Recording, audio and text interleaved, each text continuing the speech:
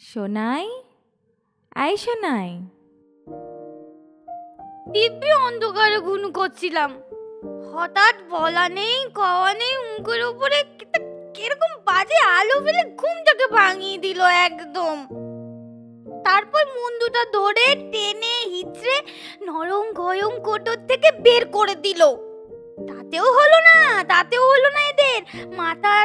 মাথা নিচে পা উপরে করে ঝুলিয়ে পিঠে দমাদম মারতে লাগলো জানেন। একজন আবার এর মাঝখানে ক্যাচ করে নাড়িটা কখন কেটেই দিয়েছে বুঝতেই পারিনি আমি এতক্ষণ অনেক সহ্য করেছিলাম, আর পারলাম না।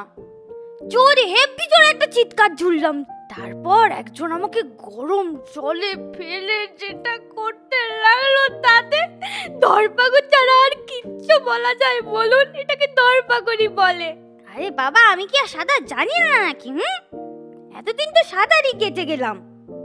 যাই হোক, সেখান থেকে তুলতেই আমার কাঁপুনি শুরু হলো জানেন। তারপর ওই চেনা কোটরটার গন্ধ পেলাম, গলাটাও না চেনা চেনা লাগছিল জানেন। ভাবলাম রাখ, এবার আবার অন্ধকারে ঘুমোবো। এর কি, আমাকে এই ভদ্রমহিলার সামনে নিয়ে যাওয়া হলো। তিনি তখন সরসজ্জায় শুয়ে আছেন। তেরিয়ে দেখে নিলুম আমার নিশ্চিত কোটরে ঢোকার পথটা একজন সেলাই করে বন্ধ করে দিচ্ছে। ভদ্রমহিলার দৃষ্টি সেখানে আকর্ষণ করার চেষ্টা বৃথা গেল। ওনার চোখের সামনে একটা সবুজ রঙের পর্দা ফেলা আছে জানেন, যাতে করে তিনি তার পেটে কি কাণ্ড করা হচ্ছে টেরই পাচ্ছে না। তারপর অস্বস্তিকর ভাবে আমার দুই ঠ্যাং ফাঁক করে একজন তাকে বলল, আমি ছেলে না মেয়ে?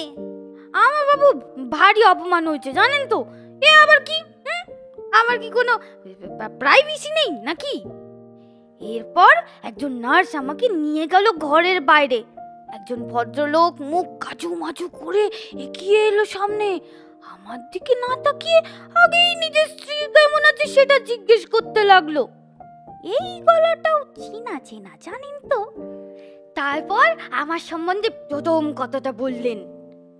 এগি, আরে এত কাঁপছে কেন? আরে বাবা, গায়ে শিগগির কিছু একটা চাপা দিন।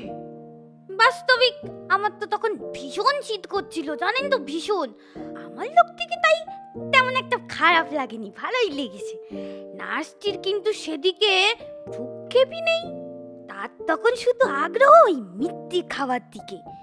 এদিকে আমার পেটেতে খিদেতে চু চু করতে কে বোঝাবে এদেরকে? আমি এই অল্প অভিজ্ঞতাই দেখেছি, একমাত্র চিৎকারই হচ্ছে মনোযোগ আকর্ষণের উপায়। যথারীতি একটা চিৎকার করে কাঁদতেই আমাকে একটা তোয়ালে দিয়ে মোড়া হলো। তারপর সরসজ্জায় শায়িত ওই ভদ্র মহিলাটির কাছে আবার আমাকে আনা হলো জানেন তো। তিনি তার নল সুচ সরিয়ে কোনো মতে আমার গালে একটা আঙুল ছোঁয়ালো। তারপর মিত্তি করে বলল, সোনাই, এদিকে দেখ, আমি তোর মা। তারপর আমার সব কত দূর হয়ে গেল। তাই আমি আবার একটু ঘুনু করি, হ্যাঁ টাটা।